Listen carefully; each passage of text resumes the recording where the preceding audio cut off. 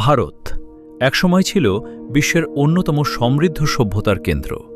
বাণিজ্য, সংস্কৃতি, জ্ঞান সবকিছুতেই ছিল তার প্রাচুর্য।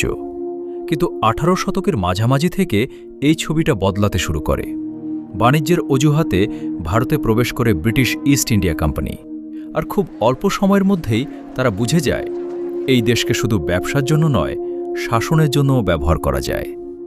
পলাশির যুদ্ধ এবং বক্সারের যুদ্ধের পর তারা ধীরে ধীরে ভারতের বিশাল অংশের নিয়ন্ত্রণ নিজেদের হাতে নিয়ে নেয়।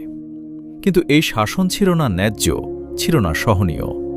একদিকে দেশীয় রাজাদের থেকে ছিনিয়ে নেওয়া হচ্ছিল তাদের রাজ্য, অন্যদিকে সাধারণ মানুষকে চাপে রাখা হচ্ছিল কঠোর কর আর শোষণের মাধ্যমে। এই সময়ে লর্ড ডালহৌসি চালু করেন ডক্ট্রিন অফ ল্যাপস নামের একটি নীতি, যার ফলে যে কোনো দেশীয় রাজ্যে সরাসরি উত্তরাধিকারী না থাকলে সেই রাজ্য ব্রিটিশদের দখলে চলে যেত। ঝাঁসি, নাগপুর, সাতারা একের পর এক রাজ্য হারিয়ে যেতে থাকে মানচিত্র থেকে। শুধু রাজা নবাব নয়, কৃষক, কারিগর এমনকি সৈন্যরাও ক্রমশ ক্ষুব্ধ হয়ে উঠছিল। কৃষকদের উপর চাপানো হচ্ছিল অতিরিক্ত করও।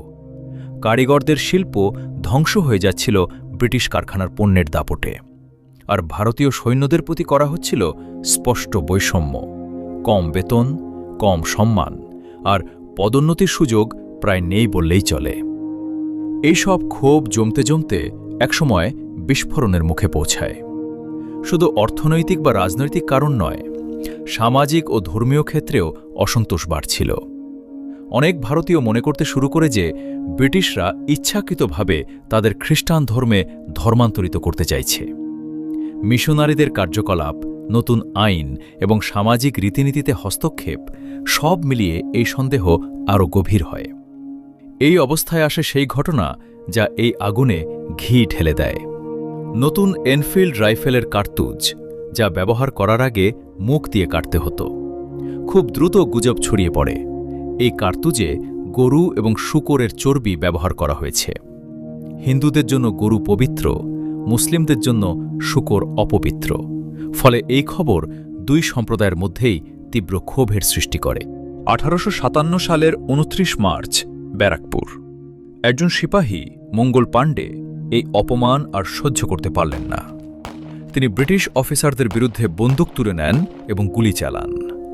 যদিও শেষ পর্যন্ত তিনি একা পড়ে যান এবং ধরা পড়েন, কিন্তু তার এই পদক্ষেপ ছিল সেই আগুনের প্রথম স্ফুলিঙ্গ। 8 এপ্রিল তাকে ফাঁসি দেওয়া হয়, কিন্তু তার মৃত্যু আরেকটি বড় কিছুর সূচনা করে। এর কিছুদিন পর 10 মে 1857 মিরাটে পরিস্থিতি বিস্ফোরিত হয়ে ওঠে।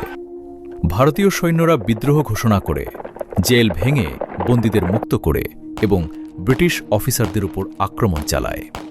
তারপর তারা একসাথে রওনা দেয় দিল্লির দিকে, কারণ দিল্লি শুধু একটি শহর নয়, এটি ছিল একটি প্রতীক। দিল্লিতে পৌঁছে তারা শেষ মুঘল সম্রাট বাহাদুর শাহ দ্বিতীয়কে ভারতের সম্রাট ঘোষণা করে। যদিও তিনি তখন বৃদ্ধ এবং ক্ষমতাহীন ছিলেন, তবুও তার নাম বিদ্রোহীদের একত্রিত করার জন্য যথেষ্ট ছিল। কিছুদিনের মধ্যেই দিল্লি হয়ে ওঠে এই বিদ্রোহের কেন্দ্রবিন্দু। কিন্তু ব্রিটিশরা এত সহজে ছেড়ে দেওয়ার মতো অবস্থায় ছিল না। তারা দ্রুত নিজেদের সংগঠিত করে এবং দিল্লি পুনর্দখলের জন্য আক্রমণ শুরু করে। এই অভিযানের নেতৃত্বে ছিলেন জন নিকলসন।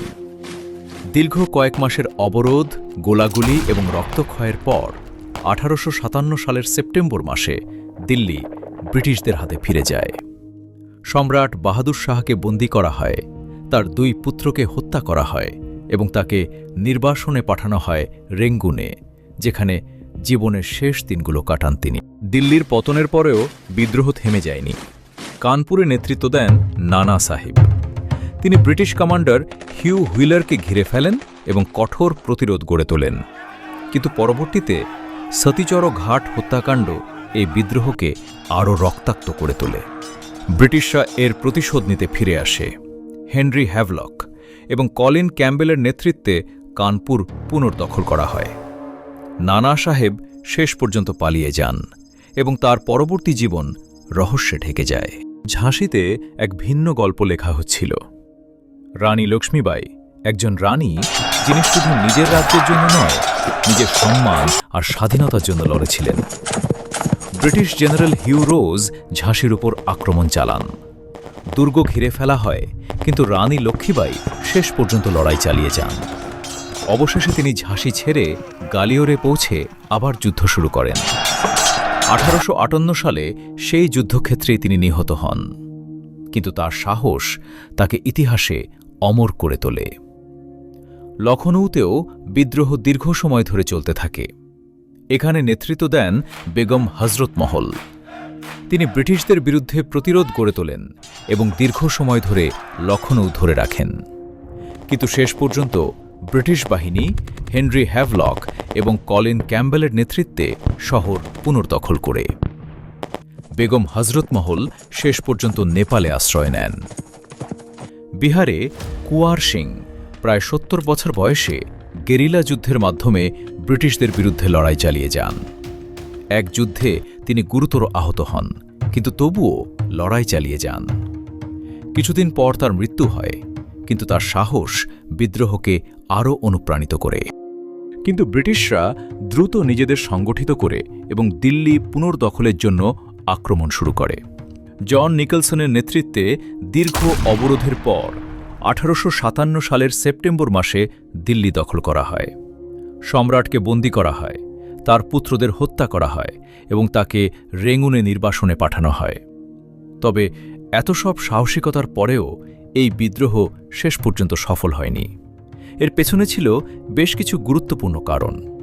প্রথমত, এটি একটি সর্বভারতীয় আন্দোলনে পরিণত হতে পারেনি। দক্ষিণ ভারত, পাঞ্জাব এবং অনেক গুরুত্বপূর্ণ অঞ্চল এতে অংশ নেয়নি। দ্বিতীয়ত, বিদ্রোহীদের মধ্যে ঐক্যের অভাব ছিল। কেউ লড়ছিল নিজের রাজ্যের জন্য, কেউ ব্যক্তিগত স্বার্থে। ফলে এটি সুসংগঠিত নেতৃত্ব তৈরি হয়নি। সবচেয়ে গুরুত্বপূর্ণ বিষয় ছিল অনেক দেশীয় শক্তি ব্রিটিশদের পক্ষ নিয়েছিল, যেমন পাঞ্জাবের শিখ শাসকরা, হায়দ্রাবাদের নিজাম, গালিওরের সিন্ধিয়া এবং নেপালের গোর্খা সৈন্যরা ব্রিটিশদের সাহায্য করে। এই সমর্থন ব্রিটিশদের শক্তি অনেক বাড়িয়ে দেয় এবং বিদ্রোহ দমন করতে বড় ভূমিকা রাখে। এছাড়াও ব্রিটিশদের ছিল উন্নত অস্ত্র, ভালো যোগাযোগ ব্যবস্থা এবং সুসংগঠিত সেনাবাহিনী, যেখানে বিদ্রোহীরা অনেক ক্ষেত্রে বিচ্ছিন্ন এবং দুর্বল ছিল। 1858 সালের মধ্যে এই বিদ্রোহ পুরোপুরি দমন করা হয়, কিন্তু এর প্রভাব ছিল গভীর। ব্রিটিশ ইস্ট ইন্ডিয়া কোম্পানির শাসনের অবসান ঘটে এবং ভারতের শাসন সরাসরি ব্রিটিশ ক্রাউনের হাতে চলে যায়। কুইন ভিক্টোরিয়ার ঘোষণার মাধ্যমে ভারতীয়দের ধর্ম ও সামাজিক রীতিনীতি রক্ষার প্রতিশ্রুতি দেওয়া হয়। 1857 সালের এই মহাবিদ্রোহ হয়তো সফল হয়নি, কিন্তু এটি ভারতীয়দের মনে স্বাধীনতার যে আগুন জ্বালিয়ে দিয়েছিল তা আর কখনো নিভে যায়নি। মঙ্গল পাণ্ডের বিদ্রোহ, রানী লক্ষ্মীবাঈয়ের আত্মত্যাগ, বাহাদুর শাহের নির্বাসন, সব মিলিয়ে এটি শুধু ইতিহাস নয়, এটি একটি জাতির জাগরণের গল্প। 1857, যেখানে বিদ্রোহ শেষ হয়নি, বরং শুরু হয়েছিল স্বাধীনতা।